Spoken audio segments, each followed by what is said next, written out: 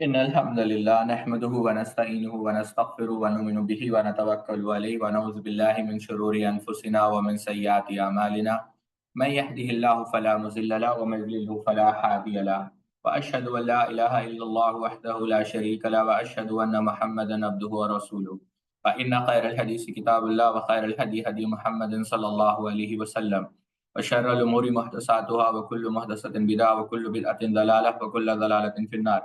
قال الله تبارك وتعالى في القرآن المجيد والفرقان الحميد بعد أن أقول أعوذ بالله السميع العليم من الشيطان الرجيم من همزه ونفخه ونفثه.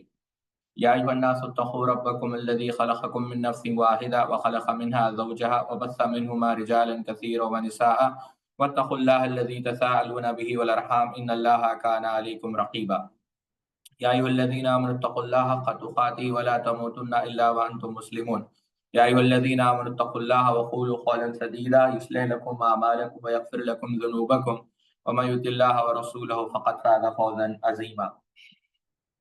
سبحانك لا علم لنا إلا ما علمتنا إنك أنت العليم الحكيم. رب اشرح لي صدري ويسر لي أمري واحلل عقدة من لساني يفقهوا قولي. تمام قسم کی تعریف، کبریائی اور بڑائی اللہ رب العزت کے لیے لائق و زیبا ہے، اور لاکھوں نہیں کروڑوں درود السلام ہو تمام انبیاء کرام پر، اور خاص کر اللہ کے رسول صلی اللہ علیہ وسلم پر۔ اللہم صلی علی نبینا محمد وعلی آل محمد کما صلیت علی ابراہیم وعلی آل ابراہیم انک حمید مجید۔ اللہم بارک علی محمد وعلی آل محمد کما بارکت علی ابراہیم وعلی آل ابراہیم انک حمید مجید۔ پہلا سوال جو آیا ہے کہ کیا مسجد الاقصیٰ ہے یا مسجد اقصیٰ ہے؟ دیکھیں، آپ مسجد اقصیٰ کہیں یا مسجد الاقصیٰ کہیں تو دونوں جو ہے درست آپ کہہ سکتے ہیں، یعنی المسجد الاقصیٰ بھی کہہ سکتے ہیں یا مسجد الاقصیٰ بھی کہہ سکتے ہیں، تو کوئی بات نہیں۔ سبحان الذی اسریٰ بعبدہ لیلا من المسجد الحرام الی المسجد الاقصیٰ، ٹھیک ہے؟ تو المسجد الاقصیٰ یا مسجد الاقصیٰ تو یہ درست ہے۔ اللہ کے رسول صلی اللہ علیہ وسلم کا نسب بہت سارے لوگ آدم علیہ السلام تک بیان کرتے ہیں، کیا یہ درست ہے؟ اللہ کے رسول صلی اللہ علیہ وسلم کا نسب جہاں تک عدنان تک ہے تو یہ جو ہے ثابت شدہ ہے، یعنی محمد بن عبداللہ بن عبد المطلب بن ہاشم بن عبد مناف بن قصی بن کلاب، تو عدنان تک یہ درست ہے۔ لیکن سیدنا ابراہیم کے بعد پھر جب وہ سلسلہ آدم علیہ السلام تک پہنچتا ہے، یہ ثابت نہیں ہے، اگرچہ بعض مؤرخین نے، سیرت نگاروں نے، جیسے امام ابن ہشام رحمۃ اللہ علیہ نے بیان کیا، لیکن اس سے اعراض کرنا چاہیے کیونکہ یہ یوں سمجھے آپ ثابت نہیں ہے۔ تیسرا سوال یہ آیا ہے کہ سیدنا علی رضی اللہ تعالیٰ عنہ کی عصر کی نماز قضا ہو گئی تھی، تو کیا دوبارہ سورج جو ہے طلوع ہوا، یعنی سورج غروب ہونے کے بعد کیا دوبارہ جو ہے واپس آیا؟ کیا یہ حدیث صحیح ہے؟ حافظ زبیر علی زاہی رحمۃ اللہ علیہ نے تفصیل سے اپنے مقالات کے اندر اس پر کلام کیا ہے، طلبہ اس کو پڑھ سکتے ہیں۔ مختصر اگر اس پر کلام کیا جائے، حدیث اس طرح ہے، اسماء بنت امیس رضی اللہ تعالیٰ بیان کرتے ہیں کہ اللہ کے رسول صلی اللہ علیہ وسلم جو ہے آرام فرما رہے تھے سیدنا علی کی گود میں، اور اس وجہ سے سیدنا علی رضی اللہ عنہ عصر کی نماز نہیں پڑھ سکے اور سورج جو غروب ہو گیا۔ اللہ کے رسول صلی اللہ علیہ وسلم نے پوچھا کہ کیا آپ نے نماز پڑھی؟ تو انہوں نے کہا نہیں، تو اللہ کے رسول نے اللہ تعالیٰ سے دعا کی کہ یہ تیرے نبی کی اتباع میں، تیرے نبی کی اطاعت میں تھا، لہٰذا سورج کو پلٹا دے۔ تو دوبارہ جو ہے سورج، سیدہ اسماء رضی اللہ تعالیٰ عنہ کہتی ہیں کہ سورج جو ہے دوبارہ طلوع ہوا۔ اب یہاں پر دیکھیں، پہلے سے ہی محدثین کا اس حدیث کو لے کر اختلاف ہے۔ بعض علماء جیسے حافظ احمد بن صالح المصری ہے، یا امام طحاوی ہے، یا محمد بن حسین الازدی ہے، یا قاضی ابو القاسم الحنفی ہے، یا قاضی ایاز ہے، امام حیثمی ہے، ابن حجر ہے، امام عینی ہے، سقاوی ہے، سیوطی ہے، قسطلانی ہے، محمد بن یوسف ہے، علامہ ابن عراق ہے، علامہ ابن حجر المکی ہے، ایک ہے علامہ حضرت اسقلانی، ایک ہے مکی، علامہ طاہر پٹنی ہے، ملا علی قاری ہے، شیخ زرقانی ہے، یا متاخرین میں علامہ انور شاہ ہے۔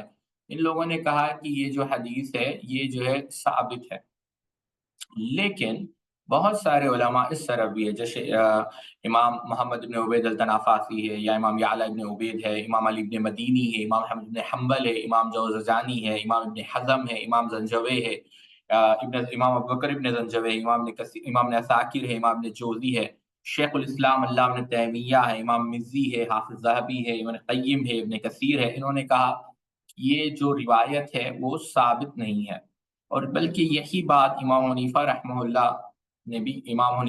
اللہ سے بھی منسوب ہے۔ ہماری ناقص رائے میں یہ جو شیخ الاسلام ابن تیمیہ رحمہ اللہ نے کہا منہاج السنہ نبویہ کے اندر، کہ سیدنا علی رضی اللہ تعالیٰ عنہ کے جو فضائل ہے بہت زیادہ ہیں، کیونکہ آپ اللہ تعالیٰ کے اولیاء میں سے تھے۔ اگرچہ یہ حدیث شیخ الاسلام ابن تیمیہ کہتے ہیں کہ بہت سارے اہل علم جیسے امام طحاوی نے قاضیات نے نقل کیا ہے، اور یہ اللہ کے رسول صلی اللہ علیہ وسلم کے معجزات میں اس کو ذکر کیا ہے، لیکن جو حدیث کے نقاد یعنی جو حدیث پر نقد کرنے والے ہیں، جو علل حدیث کے ماہر ہیں، انہوں نے اس حدیث کو موضوع قرار دیا ہے، اور یہ ایک جھوٹ ہے جو اللہ کے رسول صلی اللہ علیہ وسلم کی طرف جو ہے باندھا گیا ہے، اللہ کے رسول صلی اللہ علیہ وسلم کی طرف منسوب کیا گیا ہے، ٹھیک ہے۔ اور شیخ الاسلام ابن تیمیہ نے اور ایک بات بھی کہی کہ اللہ کے رسول صلی اللہ علیہ وسلم کے بہت سارے صحابہ جب غزوہ خندق تھی تو عصر کی نماز چھوٹی، تو پھر جب کیوں جو ہے سورج کو دوبارہ جو ہے طلوع نہیں کیا گیا، پھر جب کیوں دعا نہیں کی گئی، تو خود اللہ کے رسول صلی اللہ علیہ وسلم کی نماز جب قضا ہو گئی تھی تو ظاہر سی بات ہے سیدنا علی تو اللہ کے رسول صلی اللہ علیہ وسلم سے افضل نہیں ہے، تو جب وہاں پر نماز جو ہے چھوڑنے کے امکانات، جب وہاں پر یہ مسئلہ تھا، تو جب یہ واقعہ پیش نہیں آیا تو بہت سارے دلائل جو ہے شیخ الاسلام ابن تیمیہ کی رائے یہی ہے کہ یہ واقعہ جو ہے درست نہیں ہے، اور امام ذہبی رحمہ اللہ نے بھی یہی بات کہی ہے۔ ابن کثیر نے کہا کہ یہ روایت جو ہے ضعیف ہے اور مردود ہے، جتنے بھی طرق اس کے آئے ہیں، اور ظاہر سی بات ہے یہ شیعوں کا روافظ کا کام ہے، اور تفصیل کے لیے آپ امام ابن کثیر کا یہ کلام البدایہ والنہایہ میں ملے گا، اور شیخ الاسلام ابن تیمیہ نے تفصیل سے اس پر بحث کی ہے منہاج السنہ نبویہ میں، وہاں پر آپ دیکھ سکتے ہیں، اور بھی تفصیل کے لیے جیسا میں نے کہا حافظ رضائی ہے، اور بھی بہت سارے علماء ہیں، آپ ان سے رجوع کر سکتے ہیں، واللہ اعلم بالصواب۔ کیا یہ بات صحیح ہے کہ حافظ قرآن کی گوشت کو خبر یعنی حافظ قرآن کے گوشت کو زمین پر حرام کر دیا گیا؟ نہیں، یہ بات درست نہیں ہے۔ یہ بات البتہ درست ہے کہ جو زمین جو انبیاء کا جسم ہے علیہ الصلوۃ والسلام، جو انبیاء علیہ الصلوۃ والسلام کے اجسام ہیں، یعنی ان کی جو باڈیز ہے وہ جو ہے حرام ہے زمین کے اوپر، زمین اس کو کھا نہیں سکتی۔ بعض اہل علم شہداء کے لیے یا پھر اکثر شہداء کے لیے اس کو ان کو بھی اس امر میں داخل کیا ہے، بعض نے مؤذن کا ذکر کیا ہے، لیکن صحیح بات یہ ہے کہ جو حفاظ کا جو آپ نے سوال کیا ہے وہ روایت جو ہے درست نہیں ہے، وہ روایت صحیح نہیں ہے، ٹھیک ہے جی۔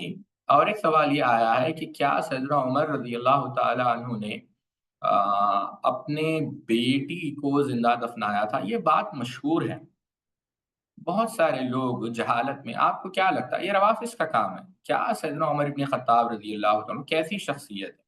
سیدنا عمر بن خطاب رضی اللہ عنہ کا جو نکاح ہوا سیدہ زینب بنت ماذون رضی اللہ تعالیٰ عنہ سے ہوا، تو سیدنا عثمان کی جو ہے جو سیدنا عثمان کی بہن تھی، اور سیدہ عثمان ابن عفان نہیں جی، تو ان کی جو بیٹی تھی حفصہ تھے، عبداللہ تھے، عبد الرحمن تھے، تو نبوت کے 5 سال پہلے سیدہ حفصہ رضی اللہ تعالیٰ عنہ ام المؤمنین کی ولادت ہوئی، جو سب سے بڑی بیٹی تھی سیدنا عمر رضی اللہ تعالیٰ عنہ، سیدنا عمر رضی اللہ عنہ کو کیوں نہیں دفنایا؟ حالانکہ آپ کی جو کنیت ہے ابو حفصہ ہے، اور جو آپ کا جو قبیلہ تھا بنو عدی، کبھی ان کے متعلق نہیں آتا کہ بنو عدی نے اپنی بیٹیوں کو دفنایا، خود آپ کی جو بہن ہے سیدہ فاطمہ بنت خطاب یہ زندہ تھی، تو یہ جو روافظ کا کام ہے، اور بہت سارے واقعات بیان کیے جاتے ہیں، اور ایک واقعات بھی بات سے بات ہمیں یاد آ گیا ذکر کرنے کے لیے، ہم نے سنا ہے یہ ممبروں پہ بیان کی جاتی ہے کہ سیدنا عمر رضی اللہ عنہ کے عدل کو بیان کرتے ہوئے قصہ سنایا جاتا ہے کہ ان کے بیٹے سے جو ہے زنا ہوا، جس کی وجہ سے ایک بیٹا ہوا، سیدنا عمر کے سامنے یہ واقعہ پیش آیا، سیدنا عمر نے جب ان کے بیٹے نے اس کا اقرار کر لیا تو سیدنا عمر نے جو ہے ان پر درے ماری۔ اب یہ واقعہ سوچیں آپ، میں کہوں جو خطیب صاحب سنا رہے ہیں ان کے بیٹے کے متعلق میں یہ کہوں کہ آپ کے بیٹے سے زنا ہوا، تو وہ جو ہے غصے میں آ جائیں گے، کہیں گے کہ ارے بھائی آپ کے پاس دلیل کیا ہے؟ تو آپ امیر المومنین کے بیٹے کے بارے میں یہ کہہ رہے ہیں، آپ ایک مسلمان کے متعلق سے گفتگو، یہ قصہ مشہور ہونا ایک الگ چیز ہے، کتابوں میں تو بہت ساری باتیں آپ کو مل جائیں گی، حافظ جرجانی رحمہ اللہ نے، امام نے جوزی رحمۃ اللہ علیہ نے یہ جو نقل کیا واضح طور پر جو ہے اس کو جو ہے جھوٹ قرار دیا ہے علماء نے، ٹھیک ہے۔ تو یہ چیزوں کو جو ہے یہ بات جو ہے یاد رکھی جائے کہ ایسے قصے جو ذکر ہوتے ہیں، آیا یہ بھی دیکھنا ضروری ہے کہ آیا یہ ثابت ہے یا نہیں، مشہور ہونے میں اور ثابت ہونے میں بہت فرق ہے، ٹھیک ہے۔ ایک سوال یہ بھی کیا گیا ہے کہ اصول فقہ پر سب سے پہلی کتاب کس نے؟ کتاب الاوائل آپ پڑھیں، وہاں پر آپ کو بہت سارے پہلے مل جائیں گے کہ پہلے یہ کس نے کیا، پہلے یہ کس نے کیا، تو آپ کو وہاں پر پوری تفصیلات مل جائے گی۔ جہاں تک اس سوال کا تعلق ہے اصول فقہ کا، تو اصول فقہ کے اوپر سب سے پہلے کتاب لکھنے والے جو علماء کہتے ہیں واللہ عالم بالصواب، وہ امام شافعی رحمۃ اللہ علیہ ہے، ان کی جو کتاب ہے الرسالہ، ٹھیک ہے۔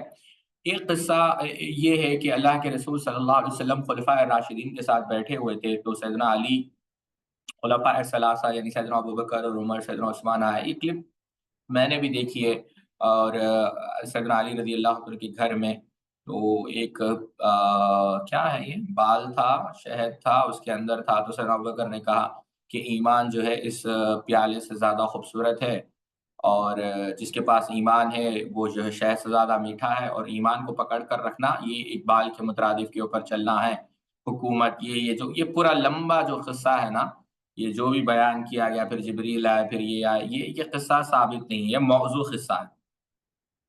یہی جہالت ہے، جب آپ ایسے لوگوں سے علم حاصل کریں گے جن کو نہ حدیث کا پتہ ہے۔ میں نے بھی یہ کلپ دیکھی ہے، لیکن یہ طویل ہے، میں ذکر کرنا نہیں چاہوں گا، امید کہ آپ لوگ سمجھ گئے۔ آپ لوگوں نے سنا ہے کہ نہیں یہ واقعہ، یہ جو سٹوری ہے؟ تو یہ جو روایت بیان کی جاتی ہے تفصیل کے ساتھ، وہ جھوٹ ہے، ٹھیک ہے۔ کیا امام مسلم رحمۃ اللہ علیہ نے اپنی صحیح کے اندر کوئی ایسی حدیث نقل کی ہے اپنے استاد سے، جس کو امام بخاری رحمۃ اللہ علیہ نے اپنی صحیح کے اندر براہ راست نقل نہ کی ہو، کسی کے ذریعے سے نقل کی ہو؟ ہاں، داؤد ابن رشید رحمۃ اللہ علیہ ایک ایسی محدث ہے جن سے امام مسلم نے براہ راست روایت نقل کی ہے، لیکن امام بخاری نے داؤد ابن رشید سے بطریق یعنی کسی کے ذریعے سے جو ہے روایت نقل کی ہے، ٹھیک ہے۔ یہ ہے اپنی بخاری کے اندر، دیگر جگہ براہ راست روایت کی ہے۔ کیا کنگھی کرنا ہر روز جو ہے پسندیدہ نہیں ہے؟ دیکھیں، صاف صفائی یا طہور شطر الایمان، صاف صفائی آدھا ایمان ہے، لیکن جہاں پر کنگھی کو جو منع کیا گیا ہے وہ یعنی غلو کے حد تک، یعنی ہر روز اپنے بال کو سنوارے، یہی وجہ ہے مندوب۔ مستحب کیا ہے کہ ہر روز بال کو سنوارا نہ جائے، مردوں کی بات میں کر رہا ہوں۔ یہ مکروہ ہے کہ ہر روز بال کو سنوارے، کیوں ایسا نہ ہو کہ ہاں یہ الگ بات ہے اگر اس کے بال بکھر جائے تو یہ جائز ہے وہ اپنے بال کو سنوار لیں، تو اصل چیز اعتدال ہے اس میں، ٹھیک ہے۔ تو تم بھی بعض لوگوں کو دیکھا جاتا ہے، بعض لڑکوں کو ہمیشہ بال کو سنوارنے میں وہ مصروف ہے، ہمیشہ جو ہے اپنے جسمانی جو ہے جو اپنا ظاہر ہے اس کو جو ہے ٹھیک کرنے میں دوست، تو غلو کے لیے یہ منع کیا گیا۔ لیکن اگر آپ کے بال بکھر رہے ہیں، خراب ہو رہے ہیں، تو وہاں پر بالکل جائز ہے، آپ اپنے بال کو سنوار سکتے ہیں۔ امام بخاری رحمۃ اللہ علیہ جب چھوٹے تھے تو ان کی ملاقات امام محدث داخلی سے ہوئی، تو کیا امام داخلی کون تھے؟ بدی الدین شاہ راشدی سندھی رحمہ اللہ کے ایک پوتے ہیں، باحیات ہے انور شاہ راشدی، انہوں نے اس پر کتاب لکھی ہے کہ امام داخلی کون تھے۔ مجھے پتا نہیں، حافظ ابن حجر نے اور شیخ عبد الفتاح ابو غدا نے کوئی ان کے بارے میں کوئی ترجمہ نقل نہیں کیا ہے۔ بعض علماء جیسے دکتور احمد ابن فارس ہے، انہوں نے کہا ہے کہ یہ ابو حفص الکبیر ہے، لیکن ظاہر سی بات اس پر اطمینان حاصل نہیں، تو آپ انور شاہ راشدی رحمہ اللہ سے جب آپ رجوع کریں گے، شیخ انور شاہ راشدی، وہ آپ کو تفصیل سے بیان کر پائیں گے کہ محدث داخلی کون تھے۔ سیدنا حسان ابن ثابت کا جو قصیدہ احسن من کلم ترخت عینی واجمل من کلم تلد النساء خلقت مبرا من کل عیب کانک قد خلقت کما تشاء، دیکھیں یہ ان کی طرف منسوب تو ہے، یہ جو قصیدہ ہے ان کی طرف منسوب تو ہے، لیکن کتب احادیث میں، کتب تاریخ میں یا کتب تراجم میں اس کا ذکر نہیں ملتا، ٹھیک ہے۔ یہی بات ہے کہ جو ترکی کے مشہور ایک محدث ہیں، اگرچہ ان سے اختلاف ہے، شیخ محمد عوامہ نے کہا کہ یہ ثابت نہیں ہے، تو اگر کسی کو سند مل جائے تو الگ بات ہے، لیکن میرے ناقص مطالعے میں اس کی کوئی یعنی کوئی متصل سند یا کوئی صحیح جو ہے حوالہ اس کا نہیں ہے۔ سپلک کو مارنا سپلک کو مارنا کیسا ہے؟ اس پر ہم بعد میں آئیں گے کہ کیا سپلک کو مارنا چاہیے یا نہیں مارنا چاہیے، لیکن تفصیل سے کیونکہ میں بات کو بھول نہ جاؤں، احادیث تو موجود ہیں کہ اللہ کے رسول صلی اللہ علیہ وسلم نے سپلک کو مارنے کا حکم دیا۔ خود بخاری کے اندر جو ام شریک رضی اللہ عنہ سے روایت ہے کہ ان رسول اللہ صلی اللہ علیہ وسلم امر بقتل الوضع وقال كان ينفق على ابراہیم علیہ السلام، کہ اللہ کے رسول صلی اللہ علیہ وسلم چھپکلی یا گھرگٹ جس کو جو ہے قتل کرنے کا جو ہے حکم دیا ہے، کیونکہ یہ ابراہیم علیہ السلام پر آگ پھونکا کرتی تھی۔ تو اس میں آپ تفصیل سے جائیں گے تو اہل علم کے بہت سارے اقوال آپ کو ملیں گے۔ پہلی چیز تو یہ ہے کہ جو وضع ہے یہ ایک چھوٹا ایک جانور ہے، اور جو ہے تیزی سے چلتا ہے، جیسے امام طرطوشی رحمہ اللہ نے بیان کیا۔ امام ابن عبد البر رحمۃ اللہ علیہ بیان کرتے ہیں کہ اس کو قتل کرنے کا حکم دیا گیا اگرچہ وہ حرم میں ہو، الاستسقاء کے اندر۔ اور ابو بکر ابن عرابی رحمہ اللہ نے کہا کہ یہ مؤذی جانور ہے، یعنی نقصان دینے والا جانور ہے، اس وجہ سے جو ہے کیا ہے، اس کو قتل کرنے کا حکم دیا گیا۔ آج بھی آپ دیکھیں بہت سارے، اگر آپ اخبارات پڑھ کر دیکھیں تو بہت سارے آپ کو ایسے چیزیں ملیں گی جہاں پر جو ہے بہت سارے فیملیز مر جاتے ہیں جب چھپکلی ان کے کھانے میں گر جاتا ہے، تو یہ موذی جانور ہے، تو اس کو قتل کرنے کا حکم دیا گیا ہے۔ ملا علی قاری رحمۃ اللہ علیہ بیان کرتے ہیں اس کی وجہ یہ کہ یہ نقصان دینے والا جانور ہے، ٹھیک ہے۔ اب اور ایک بات جو میں یہاں پر نقل کرنا چاہوں گا وہ یہ ہے کہ شیخ عثیمین رحمۃ اللہ علیہ سے بھی پوچھا گیا کہ جو پہلے ہی کیا کہتے ہیں، بعض روایت میں یہ بھی آتا ہے نا کہ جو پہلے ہی حملے میں مار دے تو اس کو 100 حسنات ہیں، ٹھیک ہے، تو یہ بالکل جو ہے ثابت ہے۔ ایک بات جو میں بتانا چاہوں گا دکتر حکیم المطیری کی، جو کویت یونیورسٹی میں جو ہے پروفیسر ہے حدیث کے، انہوں نے بیان کیا کہ یہاں پر پھونکنے سے معنی یہ نہیں کہ جو ہے اس کے پھونکنے سے آگ لگی ہے، اس کا یہ معنی ہے کہ اس نے بھی کوشش کی ہے مدد کرنے میں۔ کس چیز میں مدد کرنے میں؟ ابراہیم علیہ السلام کو جو ہے تکلیف دینے میں، تو یہ اس کا ایک معنی ہے۔ تو بہرحال بالکل جو ہے چھپکلی کو مارنا چاہیے، اور یہ جو ہے وضع کا لفظ جو آیا ہے بالکل مارنا چاہیے، یہ بات ثابت شدہ ہے۔ کیا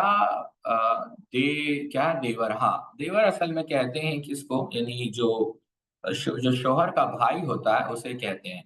حدیث کے اندر جو آیا ہے کہ موت ہے، اس سے کیا معنی ہے؟ دیکھیں اصل میں بات حدیث کے اندر دیور ہے یا ہم ہے، اس کو ذکر پہلے آپ بخاری اور مسلم میں دیکھیں گے۔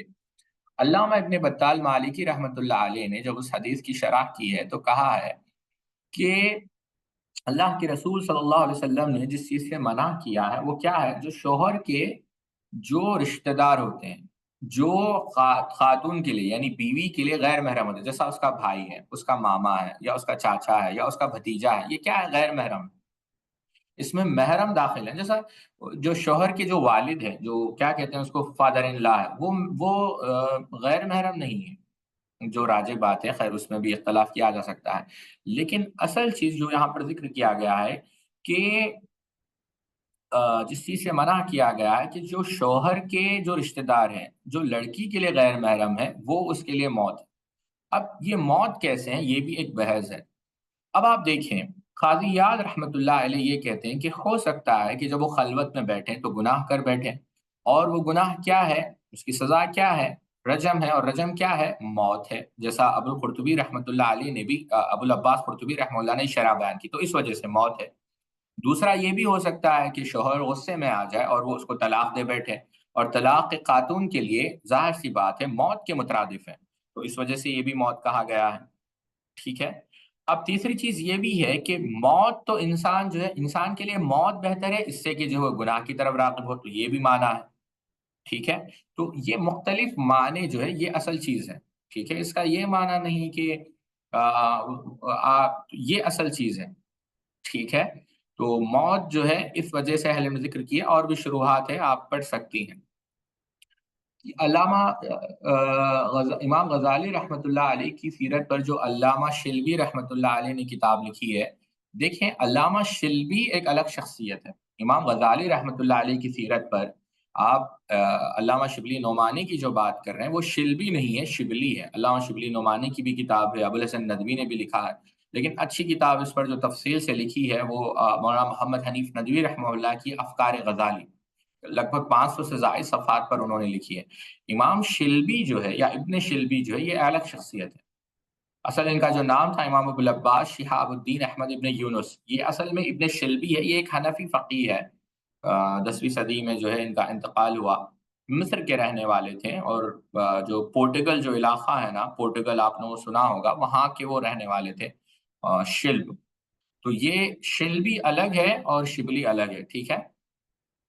اللہ کے رسول صلی اللہ علیہ وسلم کی ولادت تو وہی ظاہر سی بات ہے، اس میں اختلاف ہے۔ بعض نے کہا جیسے عبداللہ ابن عباس سے منسوب ہے کہ پہلا ربیع الاول ہے، دوسرے علماء جیسے عبد الغنی المقدسی ہے یا حافظ مغلطہ الحنفی ہے، وہ کہتے ہیں کہ 2 ربیع الاول ہے۔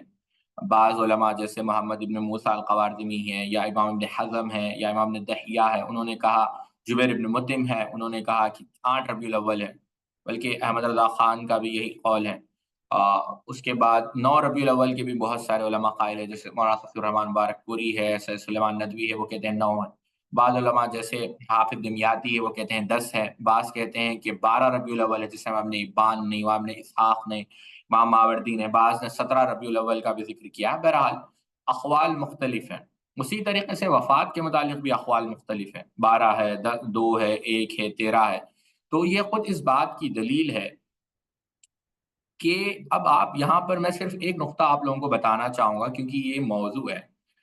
سیدنا عمر رضی اللہ تعالیٰ عنہ کے زمانے میں آپ بتائیے کہ جب صحابہ نے، یہ بات یاد رکھیں آپ لوگ، سیدنا عمر رضی اللہ عنہ کے زمانے میں جب مہینوں کی ابتدا کہاں سے کی جائے، یعنی ہجری تاریخ کی، تو سیدنا عمر رضی اللہ عنہ نے کس تاریخ کا، کس مہینے کا انتخاب کیا؟ محرم کا انتخاب کیا۔ وہاں سے محرم کی ابتدا ہوئی، ٹھیک ہے۔ تو اب سوال یہاں پر یہ ہے، یہ بات کافی ہے یہ بات کو سمجھانے کے لیے کہ صحابہ نے ربیع الاول سے شروع نہیں کیا، صحابہ وہاں پر تھے، مشورہ لیا گیا، بہت کثیر تعداد۔ تو میں سمجھتا ہوں یہیں پر اس کے اور بھی تفصیل جانے کی ضرورت نہیں ہے، انٹرنیٹ پر کافی سارا مواد موجود ہے، آپ دیکھ سکتے ہیں، ٹھیک ہے۔ اللہ کے رسول صلی اللہ علیہ وسلم کی خمیس،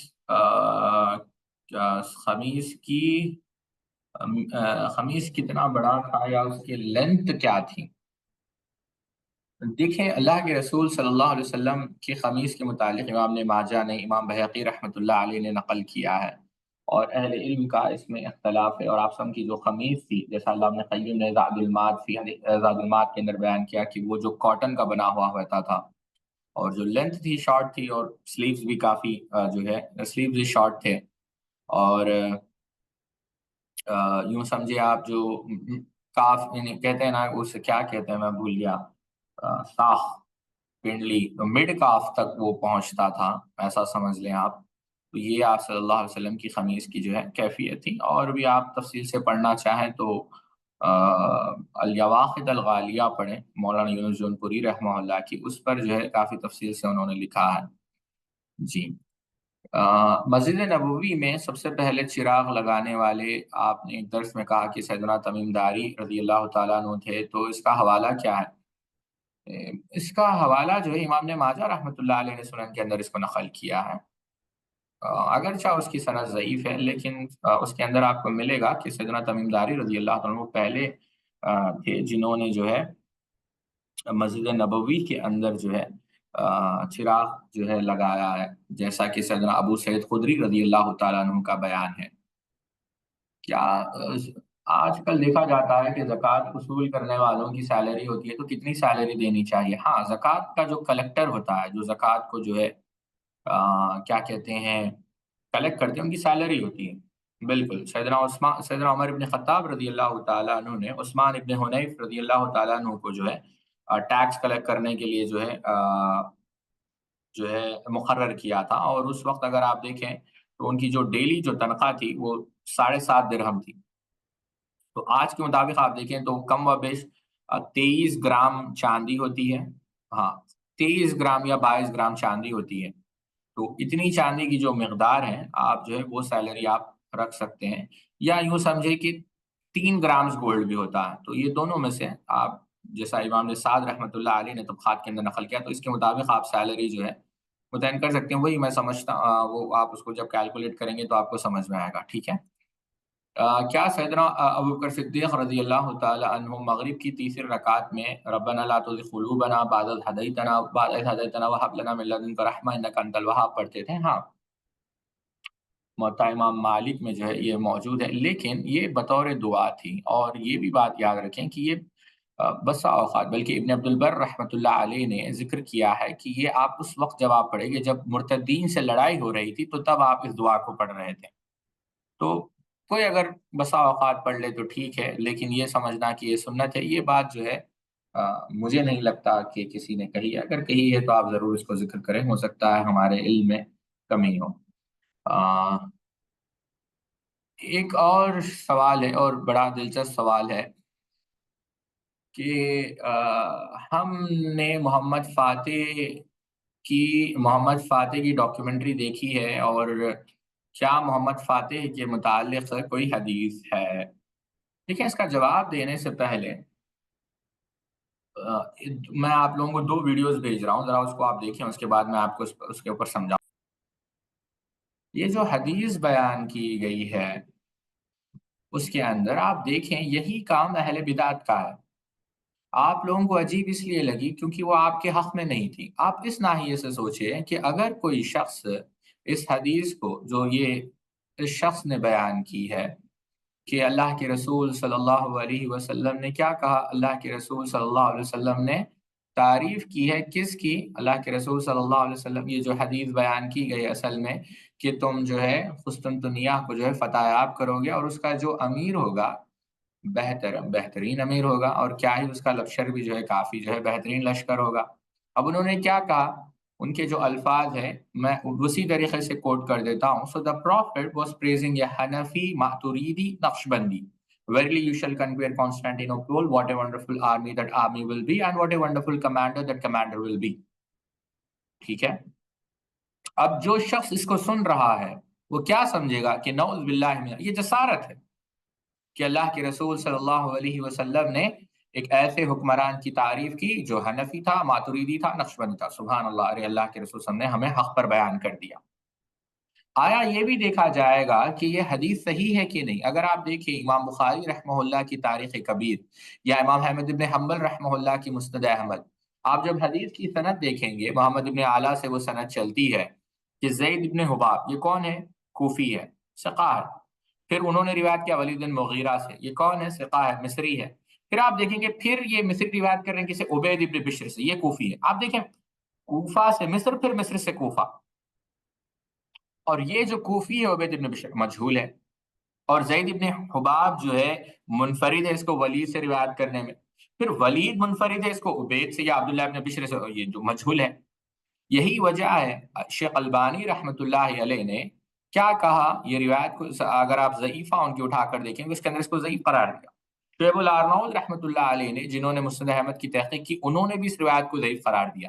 شیخ احمد شاکر رحمۃ اللہ علیہ نے اس حدیث کو ضعیف قرار دیا۔ ٹھیک ہے؟ یہاں پر ایک اور بات میں نقل کرنا چاہوں گا۔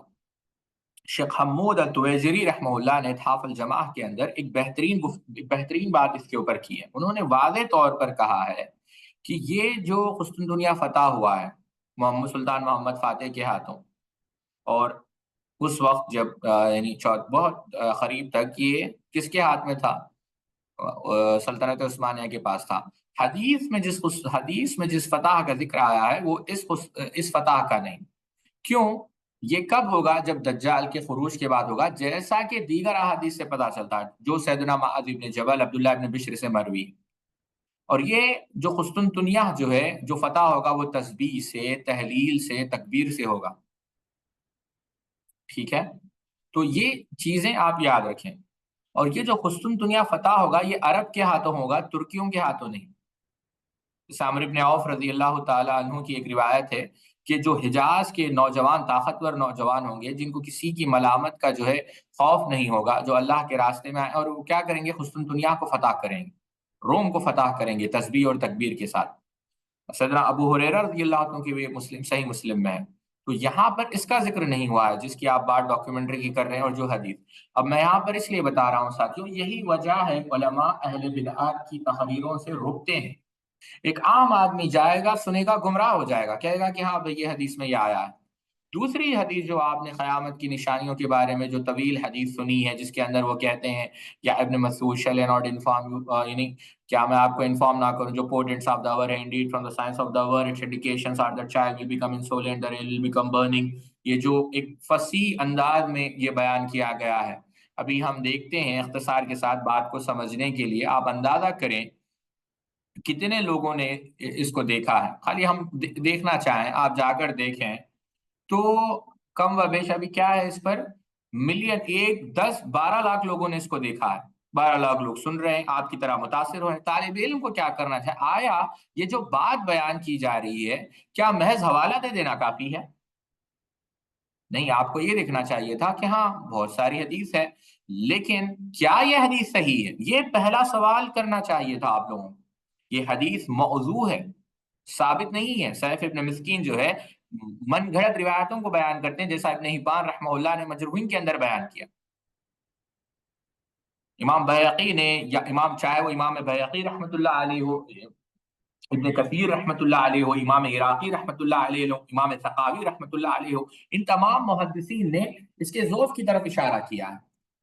تو یہ اصل چیز ہے ساتھیوں جو آپ لوگوں کو سمجھنا ہے، اور یہ ہم اپنے آپ کو اور آپ کو نصیحت کرتے ہیں کہ یہی نقصان ہوتا ہے جب آپ کسی معتبر عالم سے علم حاصل نہیں کرتے۔ فصاحت اور بلاغت یہ اہل بدعت کا جو ہے کمال ہوتا ہے۔ اللہ، یہ ظاہر سی بات، یہ شعبہ آبازی ہے، اٹس میجک۔ کلام ایک ایسی چیز ہے جو گفتگو ہے، یہ میجک ہے۔ انداز بیان، انداز تکلم، جو گفتگو، یہ ایک میجک ہے، یہ تو ہر کسی کے پاس ہو سکتا ہے، لیکن علم ایک الگ چیز ہے، اس میں فرق کرنا سمجھے آپ۔ جب تک آپ اس بات کو نہیں سمجھیں گے، جیسا آج آپ لوگ جو ہے ایک موضوع، میں یہ ضعیف نہیں کہہ رہا ہوں، میرے الفاظ پر غور کریں، ایک موضوع روایت کو آپ سمجھ رہے ہیں کہ ارے بھائی کیا حدیث انہوں نے بیان کی، ایسا نہیں ہے۔ تو سنجیدگی سے ہمیشہ جو ہے کام لینا چاہیے۔ اللہ سے دعا کرے اللہ تعالی ہم سب کو جو ہے نفع مند علم سے نوازے، اور اہل بدعت کے شر سے اور ان کی گمراہی سے اللہ تعالی ہم سب کو محفوظ رکھیں، ٹھیک ہے۔ اگلا سوال یہ آیا ہے کہ ابن حجر رحمۃ اللہ علیہ نے، کیا ابن حجر مرقات المفاتی، ملا علی قاری جب ابن حجر کا ذکر کرتے ہیں تو یہ ابن حجر کون ہے؟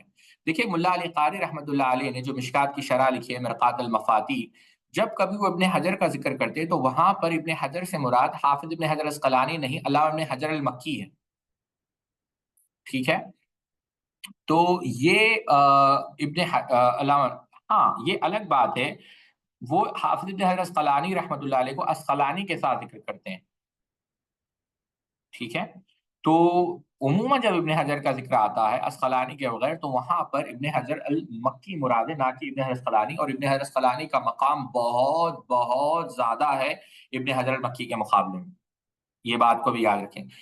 مجھے بیٹی ہوئی ہے تو میں اپنی بیٹی کو سب سے پہلی چیز کیا سکھاؤں، اللہ تعالیٰ جو ہے برکت دے، سب سے پہلے وہی آپ کو لا الہ الا اللہ جو کلمہ نجات ہے وہ آپ کو سکھانا ہے، جیسا کہ امام ابراہیم النخعی کا ایک قول اس پر ملتا ہے، کیونکہ دنیا اور آخرت کی جو ہے نجات اسی پر ہے۔ رفیدہ نام رکھنا کیسا ہے؟ یہ نام رکھا جا سکتا ہے، یہ ایک صحابیہ کا نام ہے جو انصار میں سے تھے، ایک نرس تھے مسجد نبوی میں، جو میڈیکل ٹینٹ ہوتا تھا، جو لوگ زخمی ہوتے تھے ان کی یہ دیکھ بھال کیا کرتی تھی۔ سیدنا معاذ بن جبل رضی اللہ عنہ کی بھی جو ہے تیمار داری یا کیا کہتے ہیں ان کا جو ٹریٹمنٹ ہے، سیدہ رفیدہ علیہ السلامیہ رضی اللہ عنہ کیا، تو کوئی اچھا نام ہے۔ کیا کسی کے موت کے بعد بارش پڑنا یہ اس بات کی دلیل ہے کہ وہ نیک تھے؟ دیکھیں، ایک حدیث ملتی ہے، امام مسلم نے کتاب صفات المنافقین کے اندر ایک حدیث نقل کی ہے کہ سیدنا جابر بن عبداللہ رضی اللہ عنہ بیان کرتے ہیں کہ وہ اللہ کے رسول صلی اللہ علیہ وسلم کے ساتھ ایک سفر پر تھے، اور جب آپ صلی اللہ علیہ وسلم یعنی مدینہ کے جب قریب پہنچے تو ایک زور کی آندھی چلی، اور اتنی زور کی تھی وہ کہ قریب تھا کہ سوار کو بھی جو ہے ریت میں دفن کر دے گی۔ تو جابر رضی اللہ عنہ یقین سے کہتے تھے کہ رسول اکرم صلی اللہ علیہ وسلم نے فرمایا کہ یہ جو آندھی کسی منافق کی موت کے لیے بھیجی گئی ہے۔ جب آپ مدینہ منورہ تشریف لائے تو منافقوں میں سے ایک بہت بڑا منافق مر چکا تھا، اب یہ ایک روایت ہے۔ اب اس سے یہ استدلال کرتے ہیں بعض لوگ کہ جب آندھی چلی منافق کی موت پر تو مفہوم مخالفت و مومن کی موت پر بارش برسے گی، لیکن یہ استدلال یا پھر یہ بات درست نہیں ہے۔ ہاں، یہاں پر ایک بات یاد رکھیں کہ بہت سارے صالحین کے متعلق یہ بات ملتی ہے کہ جب ان کا انتقال ہوا تو بارش ہوئی، جیسے حرم ابن حیان رحمہ اللہ کے متعلق حسن بصری رحمہ اللہ نے کہا ہے، امام ذہبی رحمہ اللہ نے سیر اعلام النبلاء کے اندر جو حافظ ابو موسیٰ المدینی رحمہ اللہ کا ترجمہ ذکر کیا، اس میں ذکر کیا ہے۔ پھر ابی زکریا الاصبہانی ہے، یا قاضی شمس الدین ابو عبداللہ محمد ابن احمد ابن عثمان ہے المالکی، تو ان کے متعلق ملتا ہے، اور بھی بہت سارے صالحین ہیں، لیکن یہ قطعی بات نہیں کہ ضروری نہیں ہے کہ ہر ایمان والا شخص جب مرے تو اس کے بعد بارش ہو۔ اب خدا آپ دیکھیں، اللہ کے رسول صلی اللہ علیہ وسلم یا صحابی آپ کو ملتا ہے کہ ان کی وفات کے بعد بارش ہوئی ہے؟ تو یہ چیز اصل اس میں جو ہے غلو سے کام نہ لیا جائے، اگر ہوتی ہے تو آپ حسن ظن رکھیں، اور اگر نہیں بھی ہوتی تو بھی حسن ظن رکھیں، یہی بات ہم کہتے ہیں، واللہ عالم بالصواب۔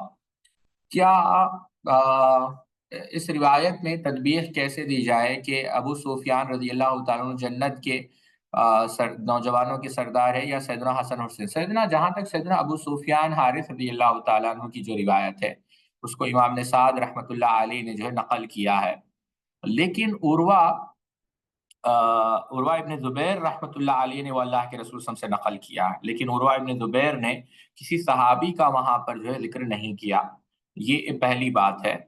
تو اس کی تحقیق کی جانا چاہیے، لیکن مجھے اس بات کا علم نہیں ہے، تو لہٰذا میں اس پر گفتگو نہیں کر سکتا۔ آپ انشاءاللہ ہم کوشش کریں گے کہ اس پر تحقیق کر کر آپ کو جواب دیں، ٹھیک ہے؟ کیا زکوان کسی صحابی کا نام ہے؟ ہاں، زکوان بہت سارے صحابہ کا نام تھا، ایک تو اللہ کے رسول صلی اللہ علیہ وسلم کے خادم تھے، اور دوسرے زکوان ابن عبد قیس تھے جو ایک انصاری صحابی تھے۔ وقت کافی ہو چکا ہے، اللہ تعالیٰ سے دعا ہے، بقیہ سوالات ہم انشاءاللہ کر لیں گے۔ اللہ تعالیٰ سے دعا ہے اللہ رب العزت ہم سب کو کہنے سننے سے عمل کرنے کی توفیق عطا فرمائے۔ سبحانک اللہم و بحمدک، اشہد ان لا الہ الا انت، استغفرک و اتوب الیک۔